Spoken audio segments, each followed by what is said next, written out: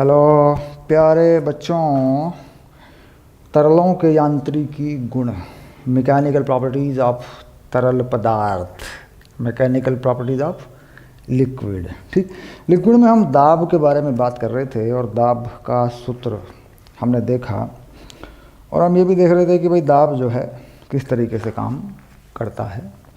अब हमें यहाँ एक सूत्र बनाना है दाब के लिए। किसी लिक्विड में या किसी द्रव्य में दाब का सूत्र क्या होगा, दाब का कारण क्या है। अगर दाब लगेगा किसी लिक्विड में किसी बिंदु पर या किसी अणु के ऊपर अगर दाब पड़ेगा तो ऐसा कौन सा बल है जो दाब डालेगा, इस पर बात करेंगे।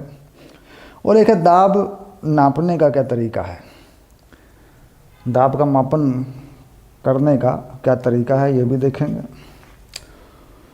और यहाँ पर आएगा एक पास्कल का नियम, उसके बारे में बात करेंगे। ठीक, एनसीईआरटी में एक उदाहरण है 10(1), दो ऊर्ध्वा स्थितियाँ फीमर, जिनमें ये एक उदाहरण है, इसमें दाब निकाल कर देखेंगे। दूसरी बात विरोधोक्ति यानी भ्रम हो जाना, ये भी देखेंगे। वायुमंडल दाब कैसे नापा जाता है, वायुमंडल दाब नापने का क्या तरीका है, यह भी देखेंगे।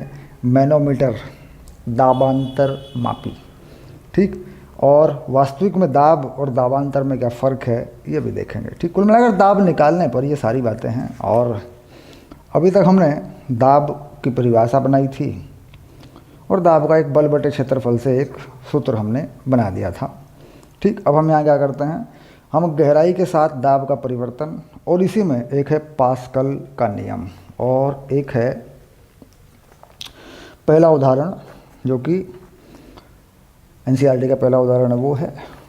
और दाब नापने का एक कोई अरेंजमेंट है, दाब नापने का कोई प्रबंध हो सकता है, सबसे पहले हम उसको देखेंगे। तो कुल मिला के दाब पर मामला आगे बढ़ गया। दाब इससे पिछली कक्षा में भी हमने पढ़ा था। ठीक, सबसे पहले क्या करते हैं कि दाब बल बटे क्षेत्रफल, तो वह कौन सा बल है जो दाब डालता है। ठीक, इसकी मैं बात आपको बताता हूँ।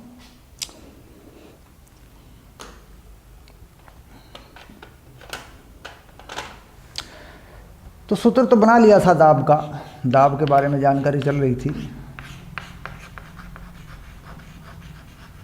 प्रेशर, ये तो लग गया था पता कि दाब जो है बल बटे क्षेत्रफल है।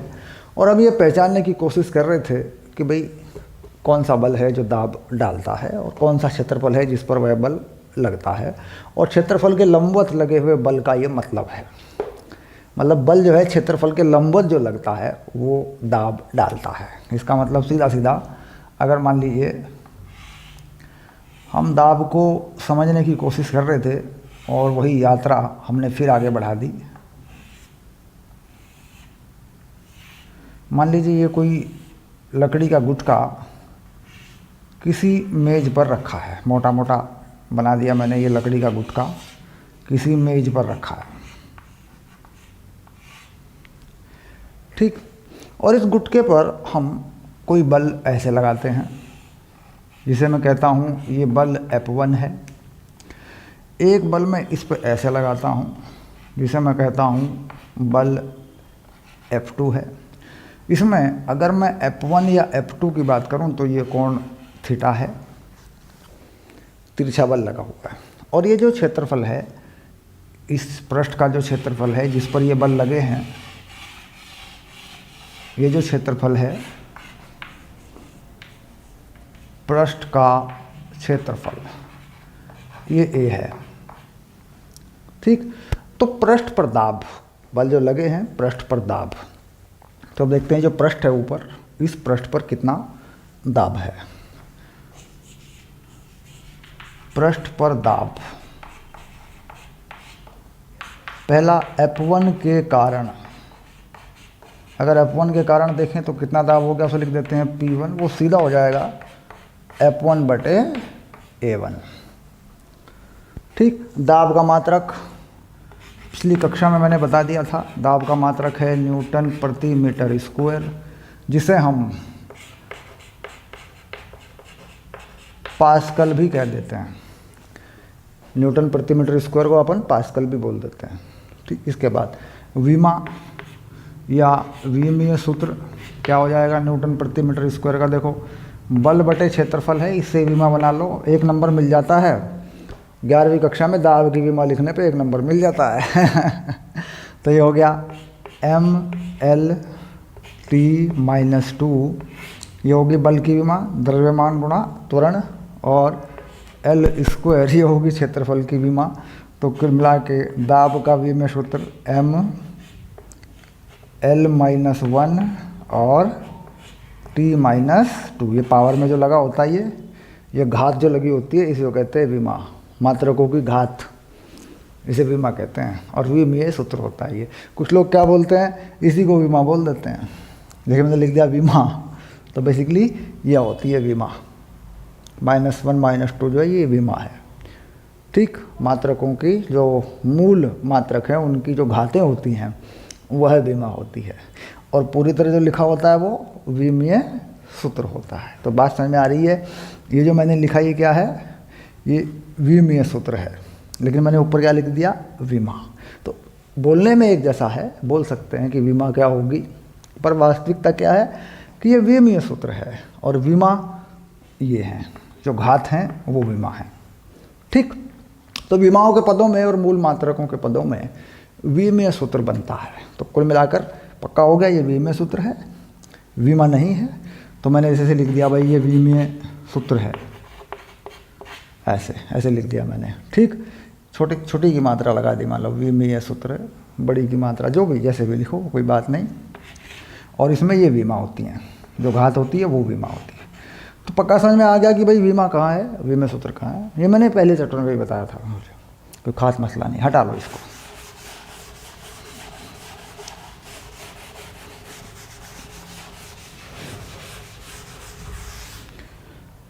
चलिए, अब ये पृष्ठ के क्षेत्रफल के लंबवत जो बल होता है बेसिकली वो है दाब उत्पन्न करता है, या वही दाब, एकांक क्षेत्रफल पर लगने वाला बल वही दाब बनता है। अब F2 का दाब, F2 के कारण दाब, F2 के कारण दाब कितना मान लिया, P2, ये कितना होगा। F2 के मुझे घटक बनाने पड़ेंगे। देखिए F2 इस तरफ को लगा है, तो F2 का इस तरफ जाने वाला जो घटक है, जो पृष्ठ के तल में चला जाएगा, तल के समानांतर चला जाएगा या समांतर चला जाएगा, जो भी कहें, वो है F2 cos थीटा। घटक बनाना नहीं आता तो दूसरे चैप्टर में जाएंगे, समतल में गति, घटक बनाकर बताए मैंने, वहाँ देखेंगे। ऊपर से आने वाला जो बल है वो है F2 sin थीटा। अब मोटा मोटा समझेंगे तो थीटा के पास वाला घटक कॉस होता है, थीटा के परपेंडिकुलर वाला साइन थीटा होता है। तो यानी तल पर जो पड़ रहा है बल वो क्या है, F2 sin थीटा। तो क्या हो जाएगा, F2 sin थीटा, और क्षेत्रफल वही है जो पहले था, वही है। देखिए मैंने इसको यहाँ A1 लिख दिया, ज़रूरत नहीं है इसको A1 लिखने की क्योंकि क्षेत्रफल तो वही है, तो इसको A लिख दिया, ये लो। ठीक, अब पृष्ठ पर कुल दाब, अब लिख देते हैं पृष्ठ पर कुल दाब P कुल कितना हो गया, P1 प्लस P2, इसका मान लग देते हैं F1 plus F2 sin theta, और बटे में लिख देते हैं A। ये पृष्ठ पर कुल दाब हो गया। तो मतलब कुछ कन्फ्यूज़न जो है, जो कन्फ्यूज़न होते हैं भाई कैसे लगेगी दिशा, कैसे लगेगी दाब की, वो कुछ क्लियर हो रहे होंगे। ठीक, अब दूसरी चीज़ आपको एक बहुत ही बढ़िया बात बताता हूँ, ये तो समझ में आ गया, आप नोट करते चलेंगे, अपना नोट बनाया करते हैं, ठीक, कॉपी में लिखते चलेंगे हमेशा। क्या करते हैं, ऐसा लग रहा है कि सर मिटा दिया आपने ना, तो ये तो वीडियो लेक्चर है, पीछे हटा के लिख लो, थोड़ा पीछे हटाओ, देख लो, है ना। इसका यही तो फ़ायदा है वीडियो लेक्चर का, समय बर्बाद करने की ज़रूरत ही नहीं है, थोड़ा पीछे हटाओ, देखो। हाँ, अब दूसरी चीज़ इसी में कि दाब कौन से बल से निकल रहा है। ठीक, अब वस्तु पे दूसरे तरीके से देखते हैं इस चीज़ को।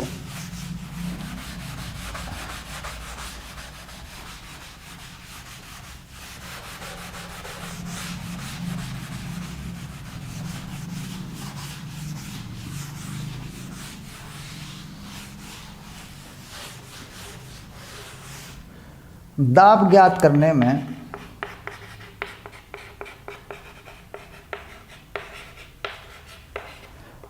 अभिलंब प्रतिक्रिया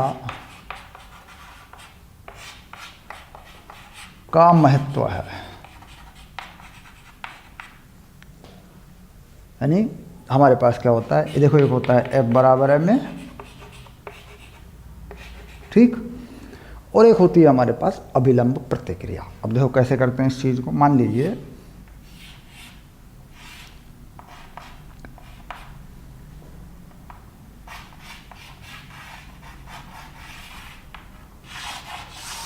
इस पर कोई बल लगाया गया, इधर F, इसका द्रव्यमान है M, तो F बराबर M में हो गया, कोई घर्षण नहीं है,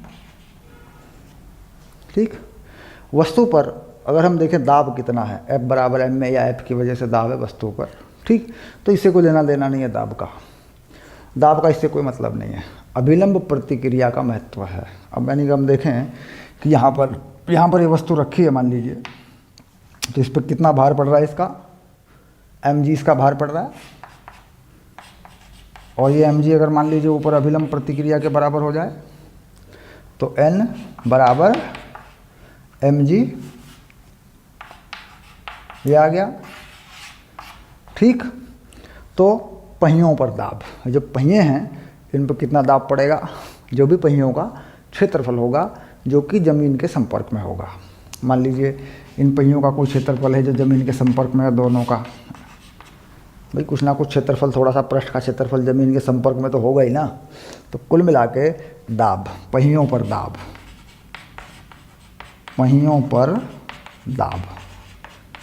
P कितना हो गया, mg या n, mg बटे a या P बराबर n बटे a। अब a कितना, एक पहिया का क्षेत्रफल a माना, एक पहिया का क्षेत्रफल a माना, तो 2a हो गया। लो, तो दाब निकालने में किसका महत्व है, F बराबर ma वाले का या अभिलंब प्रतिक्रिया का। तो दाब निकालने में अभिलंब प्रतिक्रिया का महत्व है, ठीक। अभिलंब प्रतिक्रियाएं जानने से, समझने से दाब समझ में आता है, ठीक। चलिए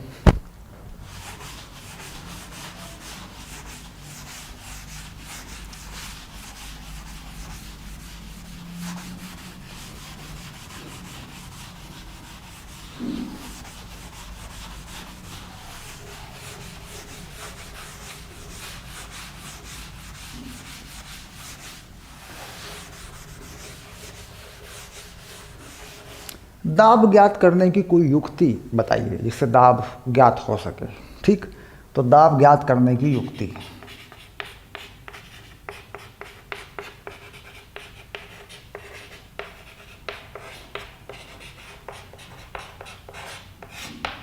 कैसे दाब ज्ञात करने की युक्ति क्या हो सकती है, डिवाइस क्या हो सकती है, कोई सरल सी कोई युक्ति बनाओ जिससे दाब ज्ञात हो जाए, ठीक। क्या करते हैं उसके लिए, एक बेलनाकार बर्तन में, बेलनाकार बर्तन है, देखो ये बेलनाकार बर्तन में क्या है, बेलनाकार बर्तन,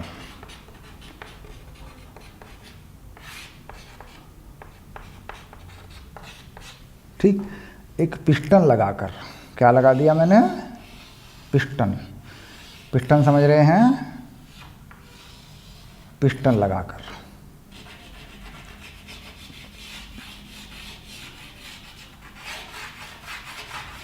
ये क्या हो गया, ये हो गया पिस्टन।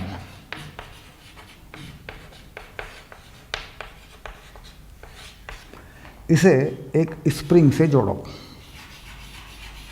ऐसे, ये हो गया स्प्रिंग,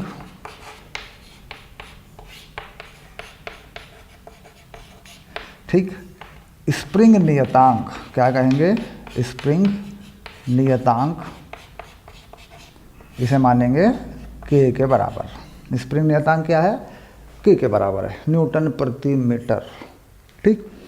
अब यहाँ इसके अंदर, यहाँ इस जगह पे क्या बना लें, निर्वात बना लेते हैं, निर्वात, ठीक, वैक्यूम, निर्वात को क्या बोल देते हैं, वैक्यूम, ठीक। निर्वात बना लेते हैं, मान लीजिए निर्वात बनाने से क्या होगा कि हवा ख़त्म हो जाएगी, यहाँ से हवा ख़त्म हो जाएगी तो इस पिस्टन पर ऊपर की तरफ कोई बल नहीं लगेगा, केवल स्प्रिंग का ही बल लगेगा। अब मान लीजिए हम इस युक्ति को किसी गैस के चैम्बर से जोड़ देते हैं जिसमें गैस हो। इसमें क्या है, गैस है, पानी है, कुछ भी, इसमें कोई तरल पदार्थ है, ठीक, तरल पदार्थ है, गैस है, पानी है, लिक्विड है, कुछ भी है।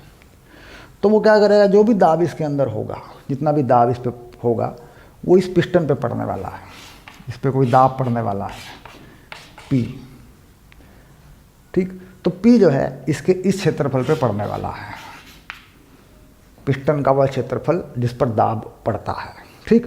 तो क्या लिख देंगे, पिस्टन पर बल,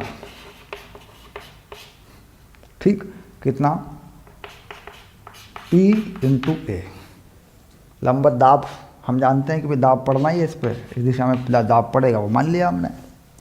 कितना क्षेत्रफल है इसका, ए। ये पिस्टन पर बल आ गया। संतुलन की स्थिति में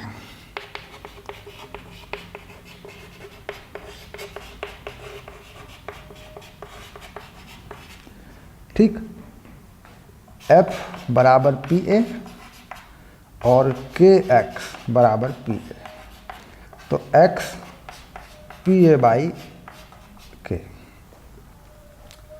ठीक। ये क्या है, संतुलन की स्थिति में मतलब जब पिस्टन विराम अवस्था में है, पिस्टन पर परिणामी बल शून्य है, तो पिस्टन स्प्रिंग दबेगा, अगर स्प्रिंग दबेगा तो स्प्रिंग क्या करेगा, ऊपर को एक बल लगाएगा के एक्स। हम जानते हैं स्प्रिंग दबे तब भी के एक्स लगाता है, खींचे तब भी के एक्स लगाता है, तो स्प्रिंग का बल हो गया, ठीक। तो इससे क्या होगा, x ज्ञात होने से p आ जाएगा, तो p कितना हो गया, के एक्स बटे ए, दाब का पता चल जाएगा कितना दाब है। तो दाब नापने की ये बड़ी सरल सी युक्ति है। इसमें हमें स्प्रिंग नियतांक पता होना चाहिए, स्प्रिंग कितना खिसक गया नीचे की तरफ, कितना दब गया वो, और पिस्टन का क्षेत्रफल ज्ञात होना चाहिए, ठीक। यदि पिस्टन में भार हो, यदि पिस्टन में भार हो, तो पिस्टन में अगर भार होगा तो पिस्टन का भार किस तरफ काम करेगा, नीचे की तरफ, ठीक। तो पिस्टन का भार नीचे की तरफ काम करेगा, तो उससे क्या होगा, ये जो के एक्स है ये ऊपर की तरफ, दाब का बल नीचे की तरफ, पिस्टन का भार नीचे की तरफ, तो क्या करेंगे उसमें, ठीक।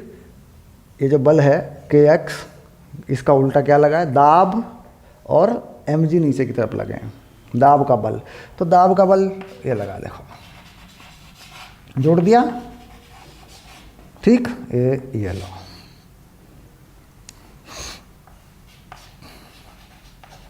ये आ गया भाई, भार भी जोड़ दिया नीचे की तरफ, वो भी तो नीचे की तरफ ही है। मान लो अगर ये पिस्टन जो है उधर स्थिति में है, अगर ये पिस्टन कैसी है, उधर स्थिति में है, तो भार तो पड़ेगा, भार पड़ेगा तो बढ़ेगा, ठीक। तो कुल मिला के फिर ये आ गया, यहाँ से नया x निकल जाएगा, देखो यहाँ से नया दाब मिल जाएगा, के एक्स माइनस एम जी, नया सूत्र बन गया, देखो के x minus m g upon a बन गया। लो, अगर यह क्षितिज में है, क्षितिज स्थिति में है, मतलब ये पड़ा हुआ है, खड़ा हुआ नहीं है, पड़ा हुआ है, तो एम जी का कोई काम नहीं है, एम जी कुछ नहीं करेगी, एम जी के चक्कर में नहीं पड़ना, एम जी लगाना ही नहीं है, जैसे मैंने पहले किया था। एम जी कब लगेगा, जब इसका भार काम करे, पृथ्वी तल के जो है लंबवत ये डिवाइस या ये युक्ति खड़ी हो, तब। अगर ये पड़ी है तो एम जी काम नहीं करेगा। कुल मिला के सरल है मामला। ये तो आप जानते हैं भाई, भार कहाँ काम करेगा, जी की दिशा में भार काम करेगा, क्षैतिज में भार उस तरफ को काम या इस तरफ को काम नहीं करता, क्षैतिज में भार काम नहीं करता, उधर में भार काम करता है।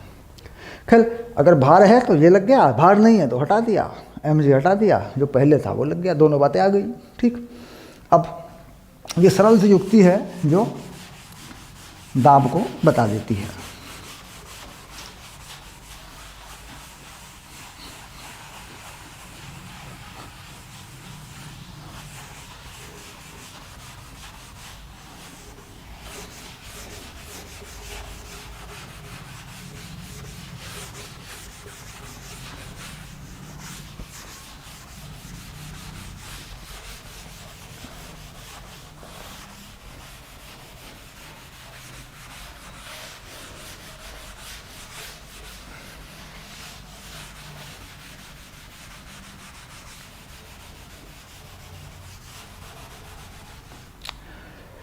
चलिए अब पहले एक छोटा सा एनसीईआरटी का उदाहरण कर लेते हैं, ठीक है।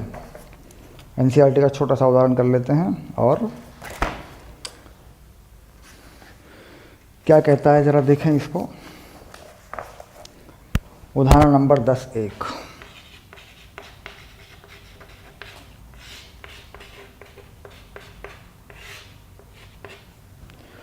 दो ऊर्ध्व स्थितियाँ फी मार्जिन में प्रत्येक की अनुप्रस्थ काट का क्षेत्रफल अनुप्रस्थ काट का क्षेत्रफल ए जो है ये बताया है इन्होंने 10 सेंटीमीटर स्क्वायर।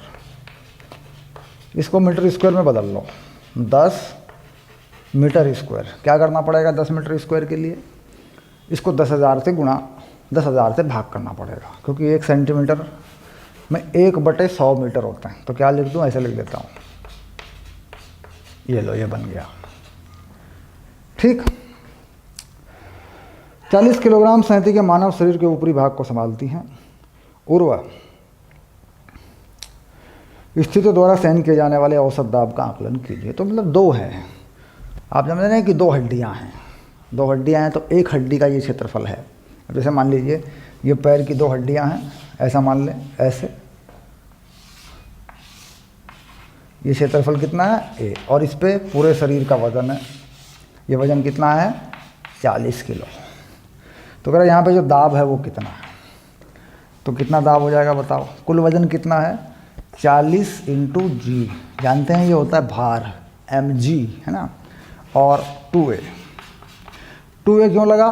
क्योंकि दोनों पर वजन पड़ने वाला है। कुल क्षेत्रफल लगाना है हमें, एक का नहीं दोनों का लगाना है, ठीक। तो कुल मिला के ये दाब आ गया। अब 40 जी का मान क्या लगाऊं? 9.8, 2 10 गुना 10 की घात -4 न्यूटन प्रति मीटर स्क्वायर, ठीक। उत्तर लिख दें, 2 गुना 10 की घात 5 न्यूटन मीटर -2, ऐसे भी लिख सकते हैं। ये हो गया उत्तर, ठीक। तो कंसेप्ट क्या क्लियर हुआ? कंसेप्ट ये क्लियर हुआ कि साहब क्षेत्रफल जो है डबल लगेगा। एक हड्डी का कितना है क्षेत्रफल ए, और दूसरी का फिर से ए, तो कितना लगेगा क्षेत्रफल? 2 गुना लगेगा, क्योंकि सारा भार 2 हड्डियों पर है, उनके क्षेत्रफल हैं।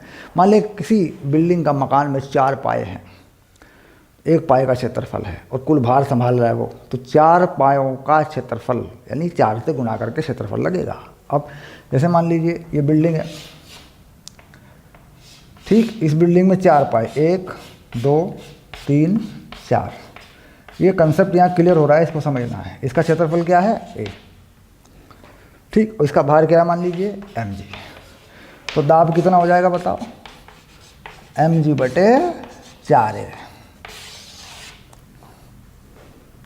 ठीक। क्यों? क्योंकि सारा भार सारे क्षेत्रफल पर आएगा। तो सारा क्षेत्रफल है कितना? 1a 2a 3a 4a। ये कंसेप्ट था इस सवाल के अंदर, याद रहेगा, ध्यान रहेगा, पक्का हो गया। कुल क्षेत्रफल देखा जाएगा, ओके डन। चलिए अब बात करेंगे उस नियम की जो इम्पोर्टेंट है और 11वीं की वार्षिक परीक्षाओं में अक्सर आता रहता है या आता है, ठीक है। पास्कल का नियम क्या है दाब के बारे में? पास्कल का नियम है, जैसा कि हमने कहा कि दाब की जो यूनिट है वो क्या है? न्यूटन प्रति मीटर स्क्वायर है, लेकिन हम उसको पास्कल भी लिख देते हैं ना। तो उसका नियम देखते हैं भाई, पास्कल का नियम क्या कहता है।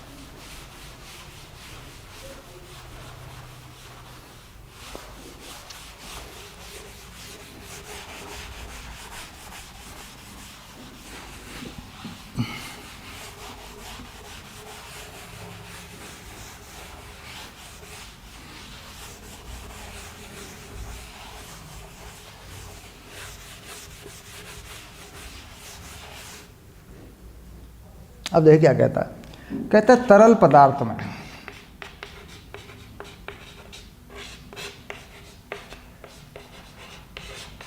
किसी बिंदु पर दाब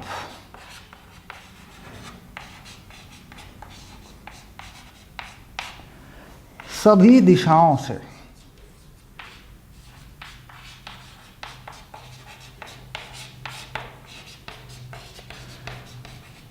समान रूप से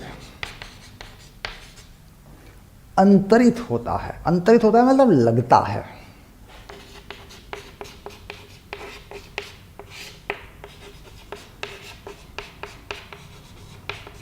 ठीक, तरल पदार्थ में या तरल पदार्थ के अंदर, है ना, किसी भी बिंदु पर दाब सभी दिशाओं से समान रूप से अंतरित होता है, सभी दिशाओं से आता है, समान रूप से अंतरित होता है।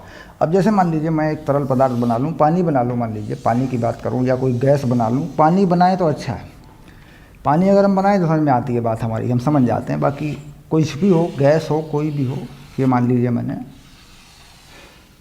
कोई तरल पदार्थ बनाया, ठीक, मैं थोड़ा सा इसका रंग बदलूँगा, देखिए ऐसे, और ताकि ये आपको लगे कि ये सर ने जो है पानी भर दिया इसमें, है ना।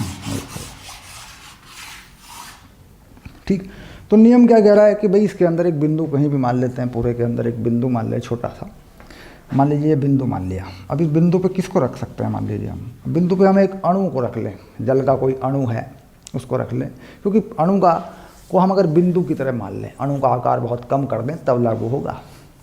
अगर अणु का आकार बड़ा रखा तब नहीं, क्योंकि बात बिंदु पे हो रही है, बात बिंदु पे हो रही है। तो कह रहा है सभी दिशाओं से जो दाब है इसमें बराबर बराबर लगेगा।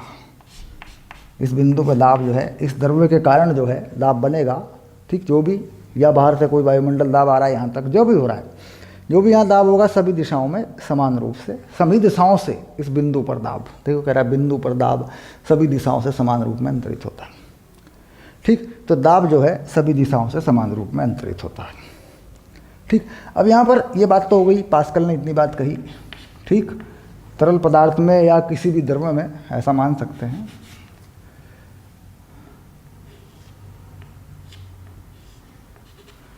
ठीक, अब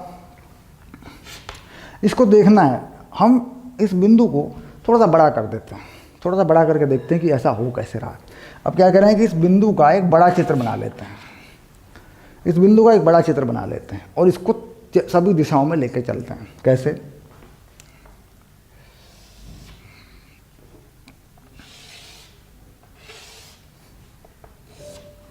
ऐसे देखो बनाया जा सकता है, ये रहा। ठीक, दोबारा बना देता हूँ, थोड़ा सा मुझे दिखाना भी तो है ना इसमें। ऐसे ये आ गया, देखो ये आ गया, देखो ये आ गया, ऐसे देखो ये आ गया।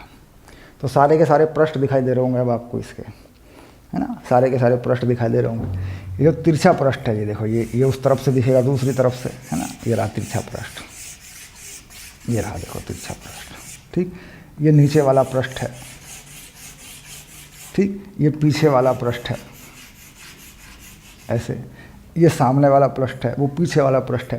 तो सभी दिशाओं में जो है इसके पृष्ठ मैंने दिखा दिए। ठीक, अब यहाँ पर मान लीजिए इस पर कोई क्षेत्रफल है, यहाँ कोई क्षेत्रफल है, यहाँ कोई क्षेत्रफल है और बल लगे हैं, मान लीजिए कोई बल लगा है, मान लीजिए इधर से मान लीजिए कोई बल इस पर लगा है यूँ ऐसे, और यह कोण थीटा है।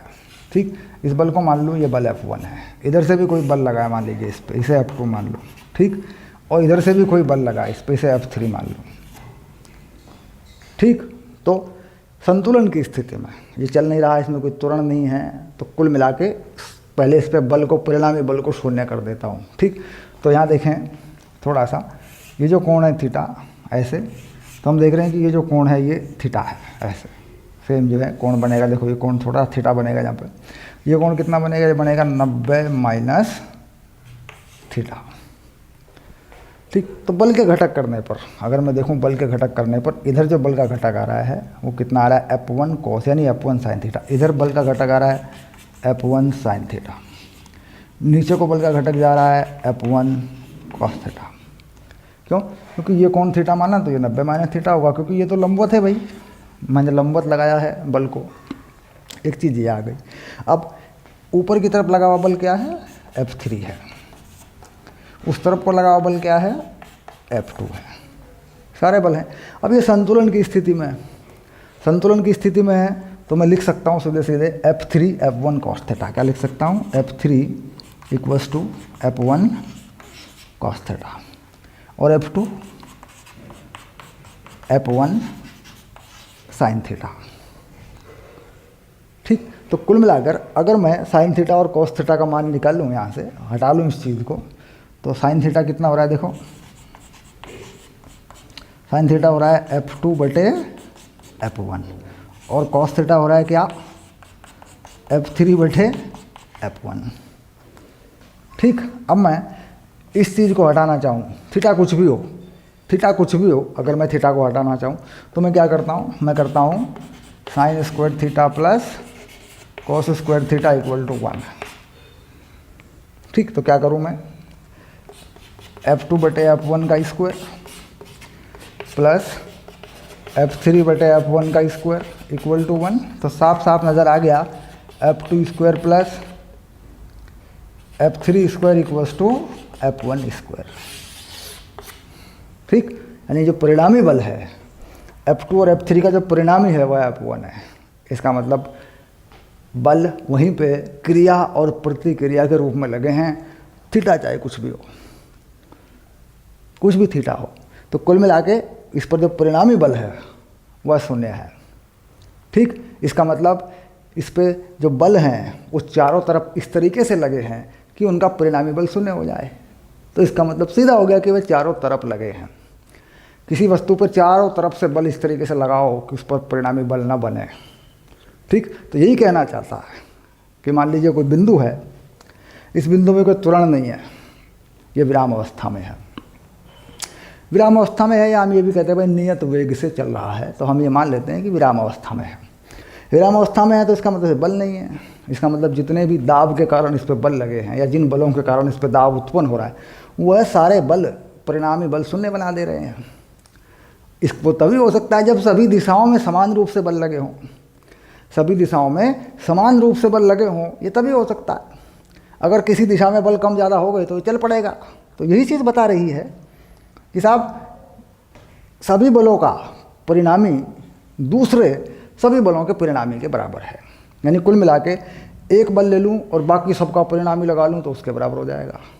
इधर से लगे हुए बल ऊपर वालों का बराबर, इधर से लगे बल उधर वालों के बराबर, तो परिणामी बल शून्य। तो जैसे मैंने यहाँ 3 बल बनाए हैं F2 F3, मैं कितने ही बल बना लूँ, मैं इस पर 1000 बल लगा लूँ, लेकिन फाइनली क्या होगा, उनका परिणामी शून्य हो जाएगा। ठीक, तो कुल मिला के पास्कल कह रहे हैं कि परिणामी बल शून्य है क्योंकि दाब सभी दिशाओं में समान रूप से लगा है। यानी जो बल हैं वह सभी दिशाओं में समान रूप से लगे हैं ताकि परिणामी बल शून्य हो जाए। इसीलिए दाब भी सभी दिशाओं में समान रूप से लगा है। अब देखो, तरल पदार्थ में किसी बिंदु पर दाब सभी दिशाओं से समान रूप से अंतरित होता है, समान रूप से अंतरित होता है। तो कुल मिला के पास्कल का ये नियम फाइनल हो गया, डन हो गया। ठीक, अब देखते हैं पास्कल के नियम का स्टेटमेंट एनसीईआरटी क्या लिखती है। उस स्टेटमेंट को पढ़ लेते हैं और उसकी भाषा को ठीक कर देते हैं। देखिए, मैंने ये भाषा दी, समझा लिया मैंने, अब इसमें कोई परिवर्तन अगर करना है तो एनसीईआरटी से करेंगे, नहीं करना पड़ा तो नहीं करेंगे इसको, क्योंकि भाषा, अध्यापक की भाषा अलग अलग हो जाती है कई बार और एग्ज़ाम में मार देती है बच्चे को। 12वीं क्लास में बड़ा धोखा होता है, प्राइवेट किताबों से रट्टे मार मार के बच्चे बोर्ड में लिखते हैं, नंबर कटते हैं। खैर, पास्कल का नियम ये तो हो गया। अब यहाँ पर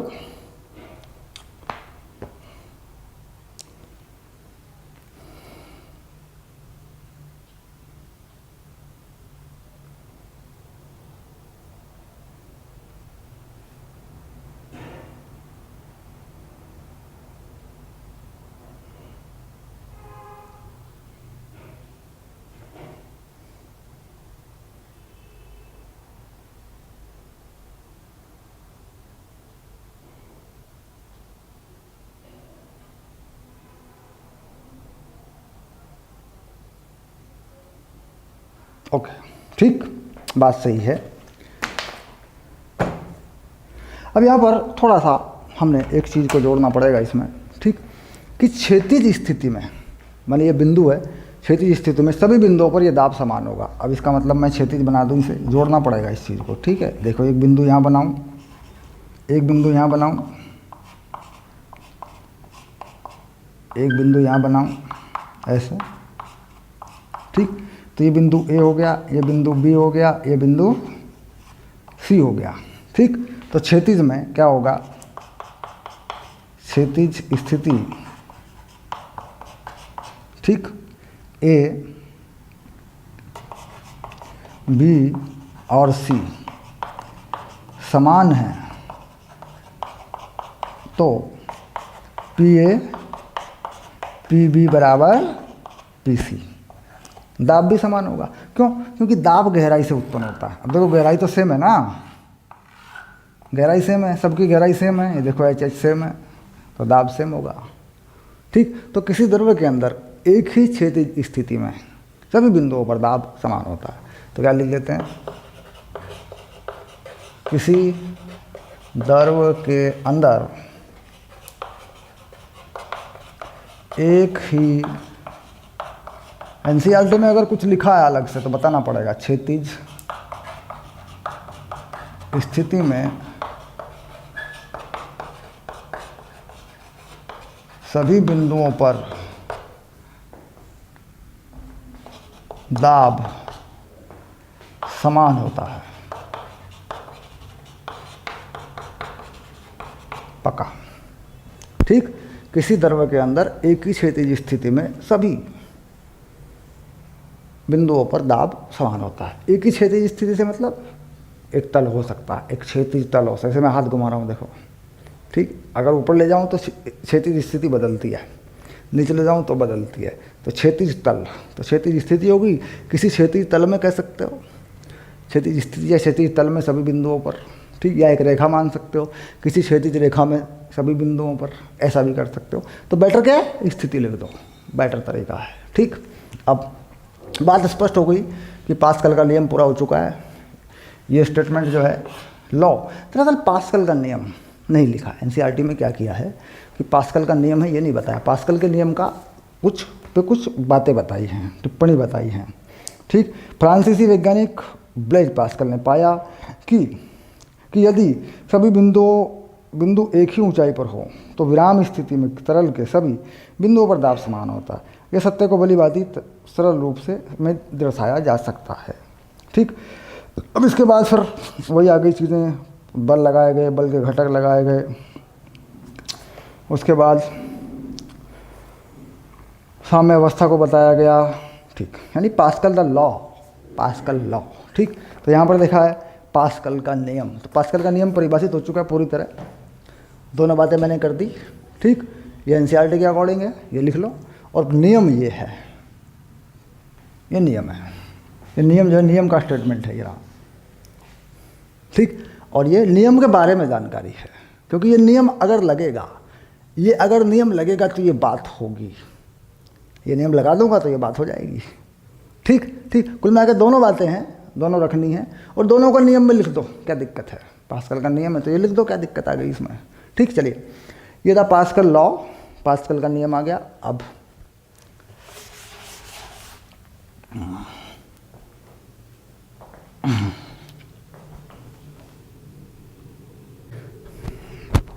हेलो प्यारे बच्चों, कैसे हो? आ गए अगली क्लास में। अब दाब चल रहा है। अगला टॉपिक क्या है, देखो जरा मैं टॉपिक देख लूँ। गहराई के साथ दाब में परिवर्तन। यह है एनसीईआरटी 10-2-2, पास्कल के नियम के बाद 10-2-2। ठीक है, 10-2-2। क्या लिखूं बताओ? गहराई के साथ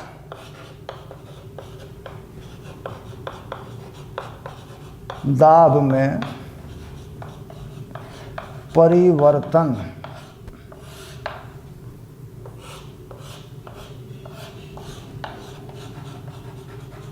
चेंज इन प्रेशर विद, गहराई क्या बोल दूं? डेप्थ। गहराई को क्या बोलते हैं? डेप्थ। डाल डाल डाल डाल डाल डेप्थ। ठीक। अब सूत्र बनाना है, इसका सूत्र बनाना है। ठीक। और कुछ छोटी मोटी चीज़ें हैं जो हम अक्सर भूले हुए रहते हैं, वो भी बतानी है। और दाब में परिवर्तन या दाबांतर और दाब, ये क्या है, इसको भी बताना है। छोटे मोटे इस पर आंकिक सवाल भी लगा के देखने हैं। और इसमें जो भ्रांति होती है ना, भ्रांति, भ्रम हो जाता है कई बार, वो भी बताना है। कौन सी ऊंचाई लगेगी, कौन सा फार्मूला लगेगा, क्या लगेगा वो भी बताना है। सर टाइम पास मत करो, आप बोर्ड कौड़ा कर रहे हो सर, आप बोर्ड कौड़ा कर रहे हो, देखो और बात तुम्हें फंसा रहे हो सर हमें। बोर्ड काला तो करना ही पड़ेगा। अगर बोर्ड काला नहीं करूँगा तो तुम्हें दिखेगा कैसे? बताओ। खैर चलो हो गई बातें, हो गया बोर्ड काला। ठीक, अब चलते हैं। ये लो,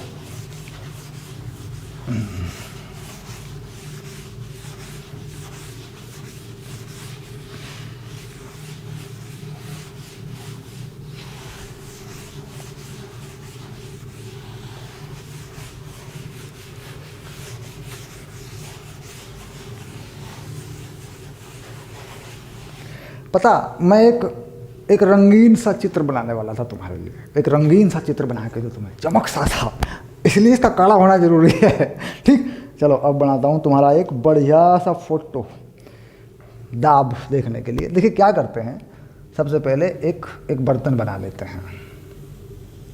बर्तन, ये रहा बर्तन, और इस बर्तन में कुछ नहीं रखते,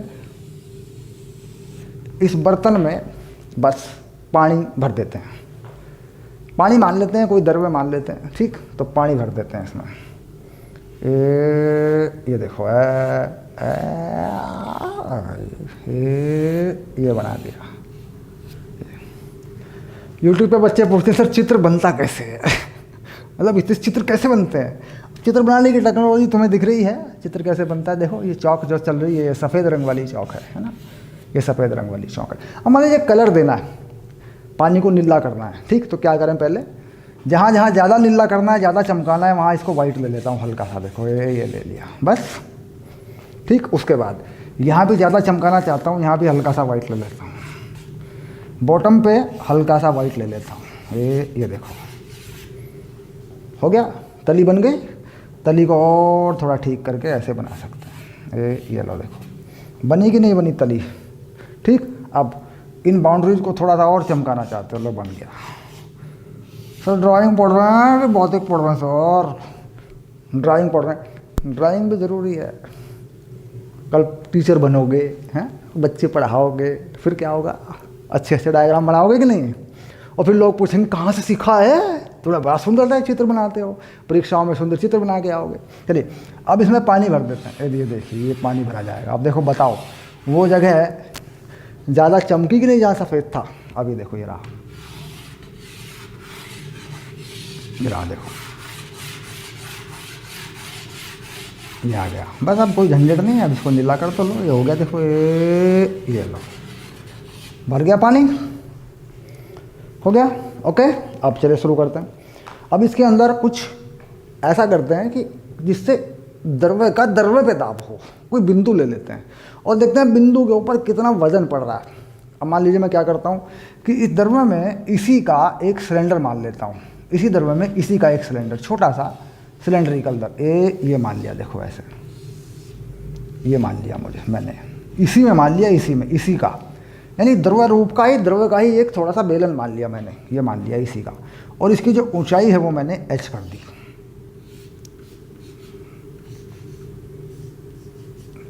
सिंपल। और कुछ चीज़ें मैंने परिभाषित की। क्या क्या चीज़ें परिभाषित की? एक तो इसका जो क्षेत्रफल है उसको मैंने a माना।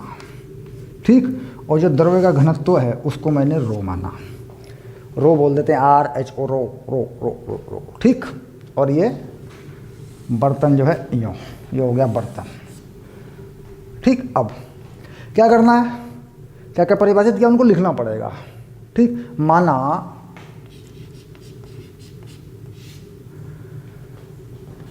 द्रव्य रूप बेलन की ऊंचाई कितनी मान ली? h। ठीक, ये जो h है ये वाला। द्रव्य का घनत्व कितना मान लिया? रो मान लिया। ठीक, गुरुत्व त्वरण, इसकी जरूरत पड़ेगी तुम्हें, गुरुत्व त्वरण, क्योंकि भार तो लगाओगे ना उसको, G 9.8 जो भी है। ठीक, अब द्रव रूप बेलन, बेलनाकार जो द्रव रूप है उसका, द्रव रूप बेलन का अनुप्रस्थ क्षेत्रफल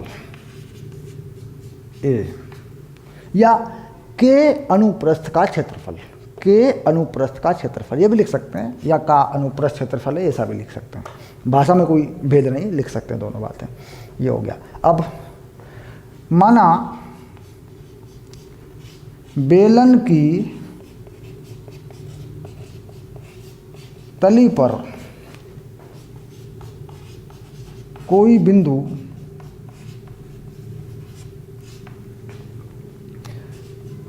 बेलन के भार को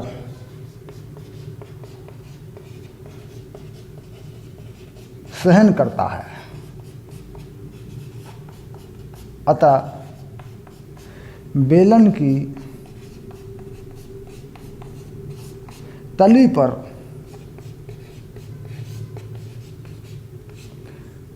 बेलन के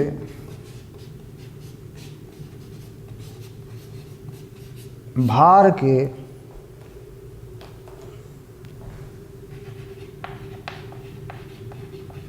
कारण दाब। ठीक, ओके, ये आ गया। दाब में क्या करते हैं, दाब में हम औसत दाब भी लिख देते हैं, औसत दाब, औसत बल बटे क्षेत्रफल। देखिए क्षेत्रफल का भी औसत नहीं किया करता है, बल हो जाता है औसत, औसत बल बटे क्षेत्रफल, दाब औसत दाब लिख देते हैं। ठीक, औसत दाब को दाब कब लिखते हैं, लेकिन क्षेत्रफल छोटा करते जाओ, बल छोटा करते जाओ, ऐसा भी कर देते हैं। ठीक, कुल मिला के बल छोटा, क्षेत्रफल छोटा होता जाए तो दाब को दाब लिख देते हैं। आप जानते हैं कि दाब एक एब्सोल्यूट क्वांटिटी बन जाती है, परम भौतिक राशि हो जैसा हो जाता है। औसत में बल या क्षेत्रफल औसत मान में लग जाते हैं। तो कुल मिला के दाब लिख दिया मैंने, औसत दाब मैंने नहीं लिखा, आप चाहें तो औसत दाब भी लिख सकते हैं। क्योंकि जो सूत्र है ना हमारे पास, देखो ये P औसत है, ध्यान रखना, ये P क्या होता है, ये औसत होता है, बल बटे क्षेत्रफल। ठीक, इसमें बल बटे क्षेत्रफल, बल औसत बल लग जाता है, कोई क्षेत्रफल लगा देते हैं आप। ठीक, इस दाब को अगर हम औसत हटाना चाहते हैं तो ये बहुत कम करने पड़ेंगे हमें फिर। ठीक, ये क्षेत्रफल भी, ये बल भी बहुत कम बहुत कम बहुत कम बहुत कम करने पड़ेंगे हमें। ठीक, तो बेसिकली क्या हो रहा है कि हम औसत दाब ही निकाल रहे हैं, हम दाब को औसत दाब को ही दाब कह रहे हैं। ठीक, तो कुल मिला के इसको हटा लो। ठीक, ये इसे हटा लो, जो हो रहा है वास्तविकता में ये वो है। चलिए अब क्या कह रहे हैं, तली पर बेलन के भार के कारण बल, दाब। ठीक, तो कितना, तो P बल बटे क्षेत्रफल, कितना बल है, बल है इस बेलन का भार, तो क्या कर दूं, बेलन का भार, क्षेत्रफल तुम जान रहे हो A है, ये बन जाएगा सीधा सीधा मामला। बेलन का भार क्या है, mg। ठीक, तो बेलन का द्रव्यमान और गुरुत्वीय त्वरण, बेलन का द्रव्यमान और g बटे a। भाई भार क्या होता है, बेलन का द्रव्यमान, तो बेलन का द्रव्यमान तो यहाँ कहीं माना नहीं हमने, जरूरत भी नहीं है। हम जानते हैं कि द्रव्यमान जो होता है वह घनत्व गुणा आयतन होता है। द्रव्यमान होता है घनत्व गुणा आयतन। घनत्व की परिभाषा क्या है, द्रव्यमान बटे आयतन। तो द्रव्यमान को क्या लिख देंगे, तो कुल मिला के बिल्कुल सिंपल सी बात लिख दी, बेलन का आयतन घनत्व, घनत्व क्या माना, रो। क्यों, क्योंकि ये ही द्रव्य है और इस द्रव्य का ये बेलन है, तो घनत्व तो द्रव्य का जो रो है वो रो लगेगा, तो कोई बात ही नहीं है। जो भी इसका घनत्व मान लिया वो लग जाएगा। कई बार इसको डी मान लेते हैं, घनत्व को छोटे डी से भी दिखा देते हैं, तो जो चाहे दिखा लो, उससे कोई फर्क नहीं पड़ता, प्रतीक जो चाहे लगा लो। अब बेलन का यो घनत्व, आयतन कितना हो गया बेलन का, आयतन कितना होता है बेलन का, A into L, pi r square L बोल देते हैं, पाई आर स्क्वायर एच बोल देते हैं। तो आधार का क्षेत्रफल क्या है, ये आधार का क्षेत्रफल क्या है, ये A है, और ऊंचाई कितनी है h, तो ये हो गया AH जी बटे A, तो कट गया, तो रो जी एच। ठीक, यह दाब केवल द्रव्य के कारण है, द्रव्य का दाब द्रव्य पर है। यानी इस क्षेत्रफल के ऊपर, तली के ऊपर जितना ये सिलेंडर रखा है, इसी द्रव्य का जो है, इसी लिक्विड का जो है, इसी का भार पड़ रहा है, उसी के कारण ये दाब है। ठीक, तो क्या कह रहे हैं, दाब में अंतर, दाबांतर। यानी यहाँ पर कोई दाब है, यहाँ बिल्कुल द्रव्य के ऊपर कोई दाब है, मान लीजिए यहाँ दाब है कितना P1, यहाँ दाब है मान लीजिए, इसी तल पे देखो एक जैसा होगा भाई, सारा क्षैतिज तल है, ऊंचाई सेम है, तो यहाँ कोई दाब होगा मान लीजिए P2। ठीक, तो क्या कह रहे हैं, दाब का अंतर है। तो इसको क्या लिख दूँ, इसको लिख सकता हूँ P2 माइनस P1, क्योंकि यहाँ से जो पड़ रहा है ऊपर से दाब, वो कौन सा दाब है भाई, वायुमंडल दाब हो सकता है, हवाएं भरी हो सकती हैं, इसमें क्या है, वायुमंडल दाब तो पड़ना ही है। और यहाँ द्रव्य का खुद अपने आप पे वजन भी पड़ रहा है, वायुमंडल दाब तो आ ही रहा है ऊपर से, तो कुल मिला के दाब का अंतर है।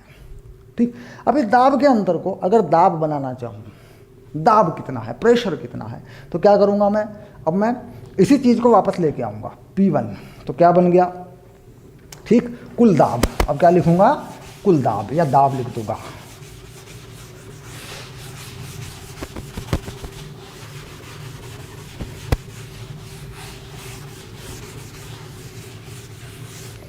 अब क्या लिख दिया मैंने, अब मैं लिख रहा हूं बेलन की तली पर, या बेलन की तली पर किसी बिंदु पर, बेलन की तली पर किसी बिंदु पर। ठीक, क्या लिख दूं,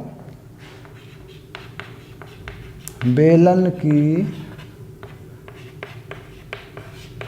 तली पर या तली के किसी बिंदु पर, यह भी लिख सकता हूं।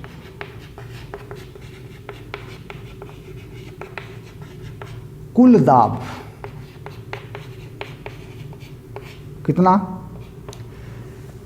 P2, क्योंकि हम जान रहे हैं कि यहाँ कुल दाब P2 है, भार भी है, वायुमंडल दाब भी है। ठीक, तो P2 बराबर P1 प्लस रो जी एच, जहाँ P1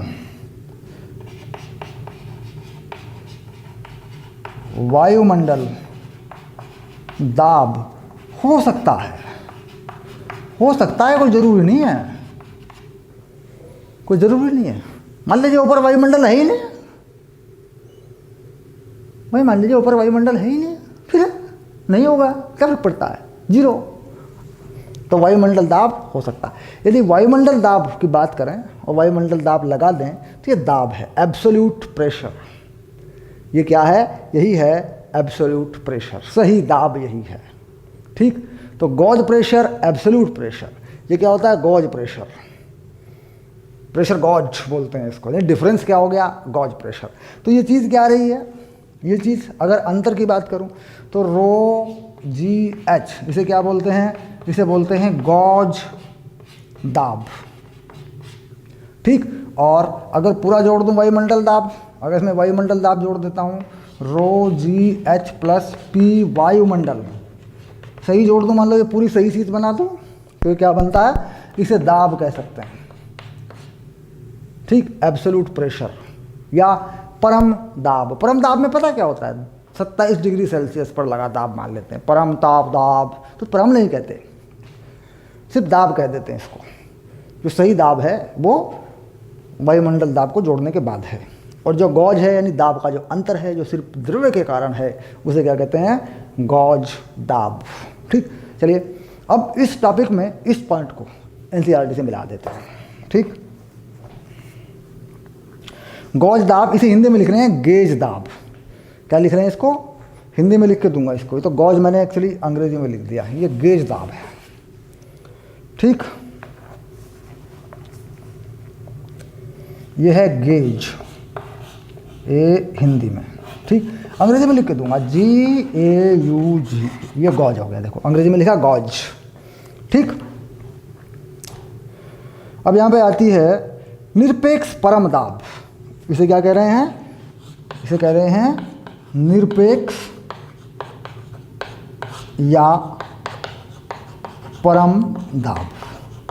अंग्रेजी में क्या कह रहे हैं इसको, जैसे मैंने कहा एब्सोल्यूट प्रेशर, मतलब कुल दाब, सही दाब। जैसे मैंने कहा कुल दाब, ठीक। तो वायुमंडल दाब को शामिल किया जाए तो कुल दाब बनेगा, अब वायुमंडल दाब को ले ही ना तो दाब का अंतर बनेगा। तो दाब का अंतर जो है उसे क्या कहते हैं, जिसमें दाब का अंतर हो या दाब अंतर हो उसे कहते हैं गेज दाब। और अगर पूरा दाब जोड़ दें, वायुमंडल दाब भी जोड़ दें उसमें तो उसे क्या कहते हैं, निरपेक्ष दाब या परम दाब या सिर्फ दाब। क्या कहेंगे उसको, दाब या निरपेक्ष दाब या परम दाब। तो तीन बातें एक जैसी हैं। देखो, दाब कोई बात नहीं, निरपेक्ष दाब वही है, परम दाब वही है। तो दाब वही है, निरपेक्ष दाब वही है, परम दाब वही है, लेकिन गेज दाब, दाब का अंतर है। ठीक। और वो किसी द्रव्य के अपनी वजह से, अपने वजन की वजह से लगा हुआ है, वो है गेज दाब। ठीक। अब मान लीजिए मेरे ऊपर वायुमंडल दाब तो है ही, लेकिन मेरे पैरों पर जो दाब है वो मेरे वजन की वजह से, दैट इज गेज दाब। मेरे पैरों पर जो दाब है वो मेरे वजन की वजह से है, मेरे भार की वजह से है, उसे क्या कहूँ, गेज दाब। ठीक। और अगर दाब देखूं तो क्या जोड़ दूं उसमें, वायुमंडल दाब। ठीक है। तो कुल मिला के बात समझ में आ चुकी है। डन। अब सूत्र तैयार है। एक छोटी सी बात परिभाषित करूंगा जो बहुत काम आएगी तुम्हारे, बहुत काम आएगी। मतलब जिसे हम कहते हैं भौतिकी का सामान्य ज्ञान, भौतिकी का सामान्य ज्ञान। अब उसे जोड़ूंगा तुम्हारे साथ। देखो, उस सामान्य ज्ञान को तुम्हारी जेब में डाल दूंगा पक्का, और तुम्हारे पास ही रहेगा फिर वो। ठीक।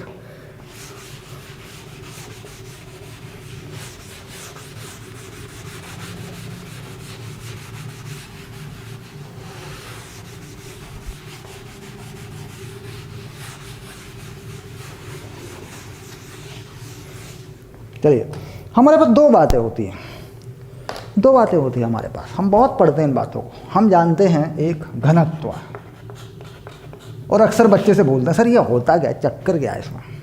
तो घनत्व को अंग्रेजी में क्या बोलते हैं, डेंसिटी, डेंसिटी। क्या होता है ये, घनत्व होता है द्रव्यमान बटे आयतन। ठीक। और ये क्या, इसे क्या लिख दूँ अंग्रेजी में, मास बटे वॉल्यूम। ठीक। यानी क्या कर दूँ इसको, इसे बनाऊँ तो डेंसिटी कितनी लिख दूँ, डेंसिटी मास अपॉन वॉल्यूम।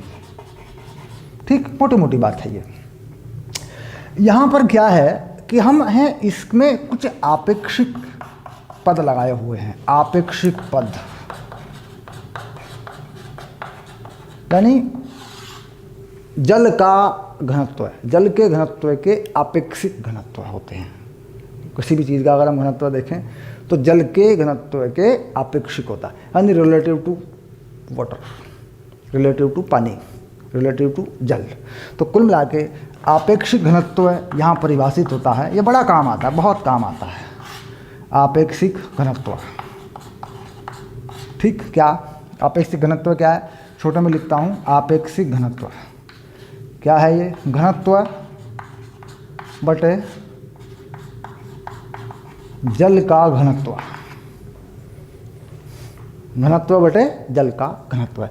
आपेक्षिक घनत्व किसका, किसी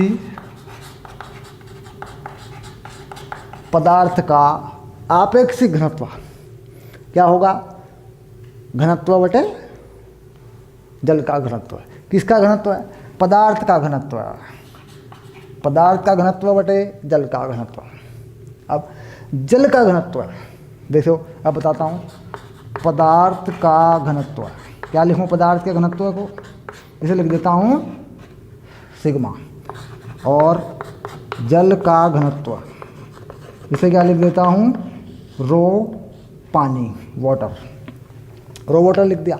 ठीक। अब लिखता हूँ रिलेटिव डेंसिटी यानी आपेक्षिक घनत्व। ठीक। कितना, सिग्मा बटे रो वाटर। आपेक्षिक घनत्व वस्तु का घनत्व और बटे पानी का घनत्व। अब पानी का घनत्व स्टैंडर्ड ये वैल्यू होती है 10 की पावर 3 गुना कुछ नहीं 1 किलोग्राम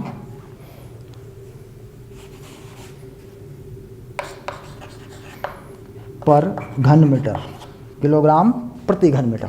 और यही वैल्यू होती है ग्राम में भी बच्चों, 1 ग्राम प्रति क्यूबिक सेंटीमीटर। क्योंकि हम जानते हैं जब हम इसे काटापीटी करेंगे, किलोग्राम के ग्राम बनाएंगे, सेंटीमीटर बनाएंगे, मीटर के, तो ये चीज़ आ जाती है, 1000 गायब हो जाता है। तो 1 ग्राम पर सीसी, 1 ग्राम पर क्यूबिक सेंटीमीटर, 1 ग्राम प्रति घन सेंटीमीटर, ये पानी का घनत्व है। और इसे किलोग्राम में ले लें तो किलोग्राम प्रति घन मीटर, ये भी पानी का घनत्व है। ठीक, अब मान लीजिए मैंने कहा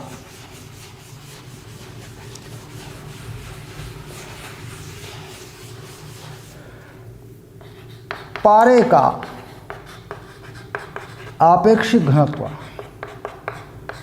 13.6 है।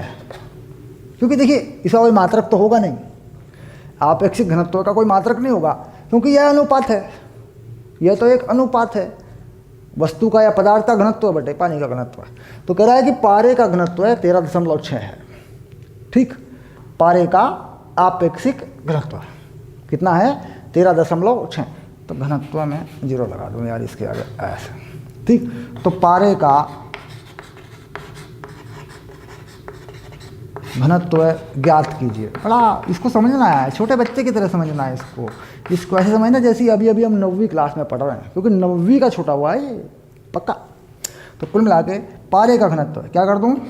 सिग्मा, और क्या लिख दूं? पारा। पारे का घनत्व सिग्मा माना कितना? अब देखो लगा दो इसमें। ठीक, पानी का घनत्व है और आपेक्षिक घनत्व है, गुणा कर दूं। ठीक, तो 13.6 गुना पानी का घनत्व है, ये रहा किलोग्राम प्रति घन मीटर। ढा ढा ढा ढा ढा ढा हो गया। ग्राम में लिखूं पारे का, ये हटा देता हूँ 13.6, क्योंकि 1000 हट जाएगा यार, सिंपल सी बात है। ये हो गया ग्राम प्रति घन सेंटीमीटर। ठीक, तो कहीं कहीं पर ऐसा लिखा होगा कि यह आपेक्षिक घनत्व है। तो आपेक्षिक घनत्व की विमा मात्रक विमाहीन राशि है, एक अनुपात है। ठीक, बात पक्की? डन। चलिए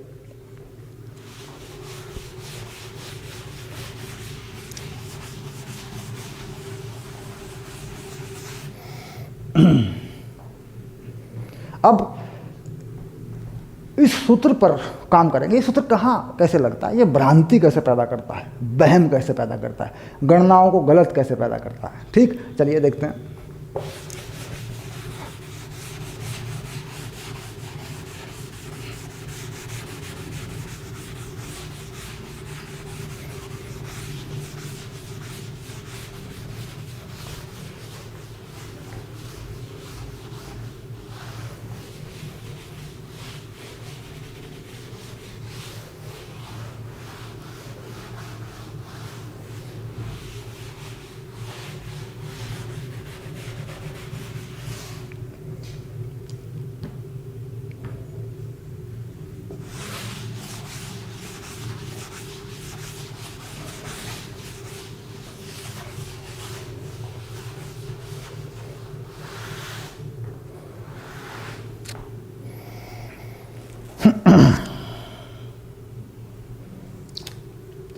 अब देखो, दाब हम निकालते हैं द्रव्य में गहराई के साथ। कौन सी गहराई लगती है?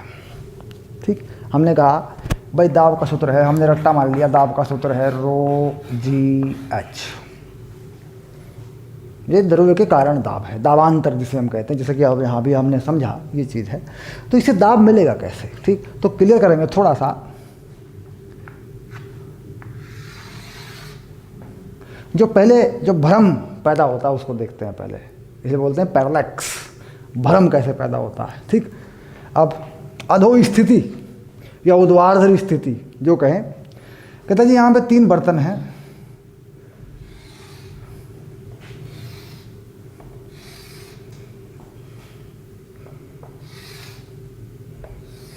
ये 3 बर्तन हैं। ठीक, और इनमें तीनों में एक समान ऊंचाई तक पानी भरा है। ये मान लीजिए तल है जिस पे रखें, और एक समान ऊंचाई तक सब में पानी भरा है। जो ऊंचाई है सबकी वो एक समान है और सब में पानी है, सब में एक ही चीज़ है, सब में एक ही चीज़ है। मान लीजिए देखिए सब में एक ही चीज़ है, ठीक। तो प्रत्येक बर्तन की तली पर दाब भरे हुए द्रव्य की मात्रा पर निर्भर नहीं करता। किस पर निर्भर करता है? ऊर्ध्वाधर ऊंचाई पर निर्भर करता है। तो यानी यहाँ पे दाब जो है वो कितना है? ये बिंदु ए, इसकी तली पे कोई बिंदु बी, इसकी तली पे कोई बिंदु सी, ठीक। तो क्या हो जाएगा? पी ए बराबर पी सी बराबर पी बी। क्यों? क्योंकि इसमें एक ही द्रव्य है, पानी है सब में, और ऊंचाई भी समान है, ठीक। तो क्या मतलब है कि ज़्यादा द्रव्य ज़्यादा दाब नहीं डालता, ऊंचाई ज़्यादा हो तब दाब डालता है। अब देखिए कैसे, मैंने इस बर्तन में पानी भरा, ऐसे सिर्फ इतना सा पानी भरा मैंने इसमें, ये इसकी ऊंचाई है, ठीक। तो यहाँ दाब कितना आएगा? P रो जी एच। यही पानी मैंने इस लंबी कांच की ट्यूब में भर दिया, यही पानी, ये पूरा पानी मैंने इसमें भर दिया। यहाँ दाब कितना आएगा? P इस ऊंचाई के कारण, ये पूरी ऊंचाई जो है H मान ली मैंने, तो रो जी एच। पानी यही है, इतना सा पानी है, भर दिया मैंने। तो हम जान रहे हैं कि रो जी एच बड़ा होगा रो जी एच से। इस क्यों? क्योंकि H बड़ा है H से। तो नहीं, किसी बर्तन में भरे हुए पानी की मात्रा पर दाब निर्भर नहीं करता, बल्कि ऊर्ध्वाधर स्थिति पर दाब निर्भर करता है, ठीक। अब इसके बाद थोड़ा सा और पकड़ते हैं इसको, इसे हटा देते हैं, समझ में आ गया आपकी।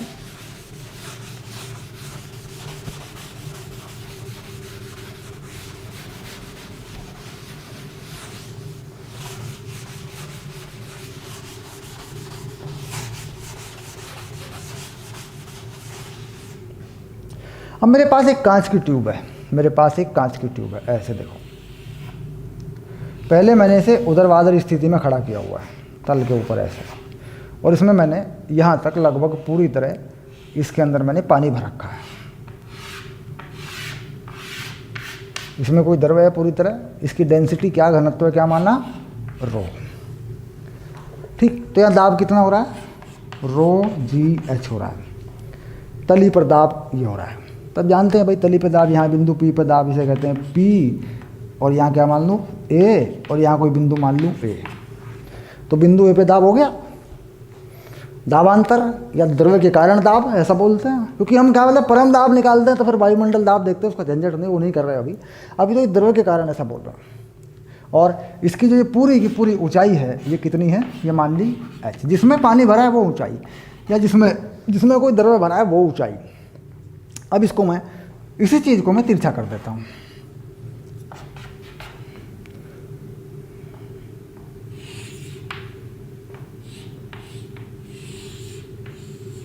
ऐसे। और पानी मैंने अभी भी भर रखा है इसमें, उतना ही पानी है, कोई खतरा नहीं है, पानी निकाला नहीं मैंने, इसी ऊंचाई में पानी भी भरा है। और मैंने इसे थीटा कोण पर तिरछा कर दिया। अब भी ये बिंदु वही है, ये बिंदु अभी भी ए बिंदु है। अब यहाँ पी ए कितना हो जाएगा? क्या इतना ही होगा या इससे कम होगा? कह रहा जी ऊर्ध्वाधर ऊंचाई पर निर्भर करेगा, ये जो ऊंचाई है ये इस पर निर्भर करेगा। ये कितनी मान ली इस बार? ये मान ली इस बार H, तो कितना हो जाएगा? रो जी एच। तो कौन सी ऊंचाई लग रही है? ऊर्ध्वाधर ऊंचाई लग रही है, वर्टिकल हाइट। तो ये H निकल जाएगा, क्या परेशानी है? देखो साइन थीटा हो गया H/H। साइन थीटा कौन है? त्रिभुज के लंब पे है, और H इसके कर्ण पर है, तो हो गया। तो वैल्यू आ गई H की, H साइन थीटा, ये लो, रो जी H साइन थीटा, ठीक। तो साइन थीटा का मान, ठीक। ठीक, जितना जितना बढ़ता जाएगा उतना उतना दाब बढ़ता जाएगा। ठीक, अब साइन थीटा का मान लीजिए 45 अंश है, 45 अंश लग जाएगा। कुल मिला के अधिकतम दाब यही है, ऊंचाई घट गई, दाब घट गया, साइन थीटा के हिसाब से चीज़ बदल रही है। तो कुल मिला के ये देखा जाएगा कि ऊर्ध्वाधर ऊंचाई क्या है, किसी भी द्रव्य की ऊर्ध्वाधर ऊंचाई क्या है, इसके हिसाब से देखा जाएगा। ठीक, अब देखिए एक और छोटा सा उदाहरण देता हूँ।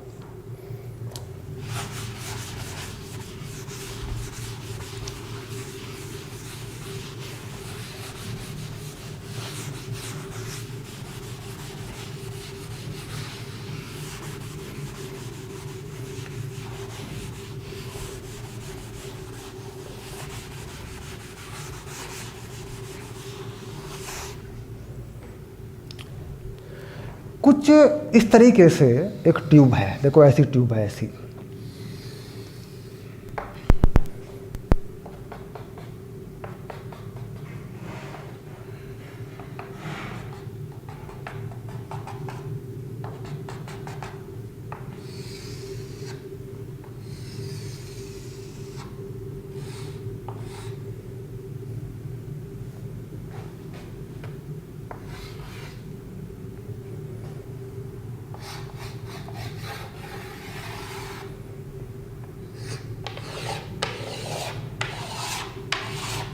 ऐसी ट्यूब है मान लीजिए। ठीक, और इसमें मैंने कोई पानी भर दिया, कोई द्रव्य भर दिया, कोई भी लिक्विड भर दिया मैंने इसमें।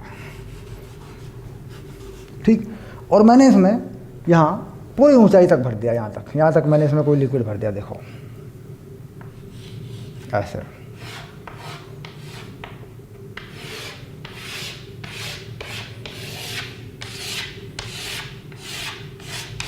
और यहाँ मैंने एक बिंदु ले लिया, बिंदु ए, और जो पूरी ऊंचाई है वो कितनी भर दी मैंने इसमें, h,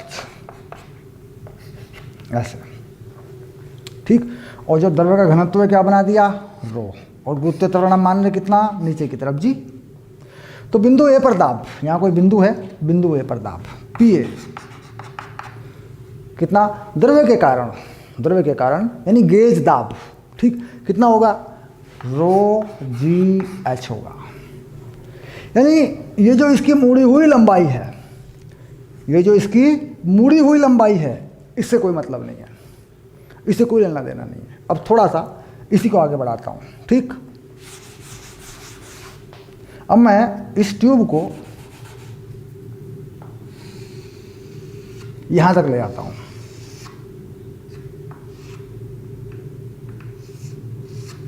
और इसमें पूरा पानी भर देता हूं। अब इस बिंदु ए पर दाब करता हूं। ठीक, तो बिंदु ए से ऊपर कितनी ऊंचाई है, अब इस ऊंचाई को कितनी ऊंचाई तक भरा है, देखो यहां तक तो नहीं भरा ना भाई, यहां से लेकर यहां तक तो नहीं भरा ना बिंदु ए पर, कितनी ऊंचाई है, कह रहा इस ऊंचाई को आप h मान लो, क्योंकि इससे ऊपर पानी भरा है, देखो ये वाला, या कोई द्रव्य भरा है, इधर तो कुछ नहीं है। तो बिंदु ए पर ताप रो जी एच, क्यों, इस एच का तो कोई काम नहीं है, क्योंकि ऊर्ध्वाधर ऊंचाई देखी जानी है। तो बिंदु ए से ऊर्ध्वाधर ऊंचाई पे कितनी ऊंचाई में भरा है पानी, उसको क्या माना मैंने, एच माना, तो एच पे आ गया। ठीक, अब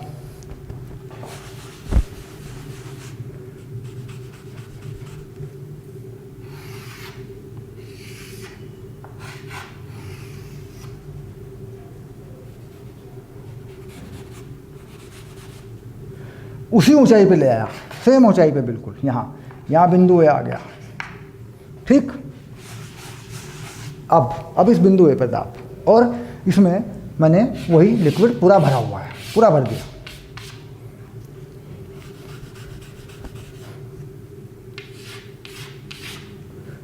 अब बिंदु ए पर दाब पी ए 0, ऊंचाई खत्म हो गई। कुल मिला के इस द्रव्य के कारण इस ए पे कोई दाब नहीं है, क्योंकि इस बिंदु के ऊपर ये द्रव्य है ही नहीं। फिर मैं यहाँ इस सिरे को बंद करूँ या खोलूँ, इससे कोई फर्क नहीं पड़ता। लो मैंने ये भी खोल दिया, ये लो, दोनों सिरे खोल दिए मैंने, तो यहाँ पे क्या है, द्रव्य का दाब नहीं है, वायुमंडल दाब होगा। वायुमंडल दाब तो यहाँ भी होगा। कुल मिला के द्रव्य का दाब जो यहाँ वो 0। अब यहाँ ले लूँ, अगर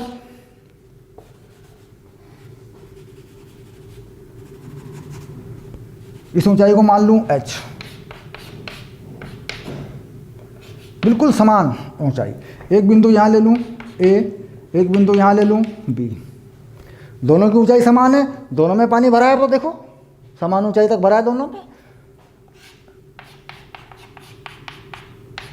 तो क्या हो गया,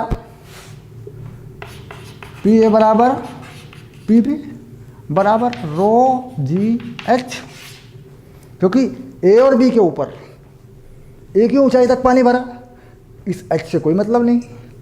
ठीक, तो कुल मिला के कैसे काम करता है दाब, कैसे निर्भर करता है, बात डन हो गई। कौन सा दाब है, केवल पानी वाला। वायुमंडल दाब अगर देखेंगे तो जोड़ेंगे फिर इसमें, जो वायुमंडल में खुला होता है उसमें वायुमंडल दाब जोड़ देते हैं, नहीं खुला होता नहीं जोड़ते। ठीक, जब वायुमंडल दाब को जोड़ जोड़ के घटा घटा के दिखाऊंगा आगे, तो पता लगेगा यार कहाँ जुड़ेगा कहाँ नहीं जुड़ेगा। ठीक, चलिए हाँ, मिलते हैं अगली क्लास में, आता हूँ क्या।